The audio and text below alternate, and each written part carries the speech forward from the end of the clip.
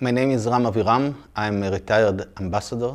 I was the head of the Israeli negotiating team for water issues within the multilateral peace process. I was heavily involved in the Oslo process in the 90s, this great process that should have led to the solution that I believe we all should work very hard in order to achieve it. And that is a two-state solution, one for the Palestinians and one for the Jews living in Israel, the Israelis. There is no other way in which we, the Israelis, we live in a democratic Jewish state, the fulfillment of the wish of the forefather of Zionism, something that we have worked for more than 100 years and we would like it to be fulfilled today.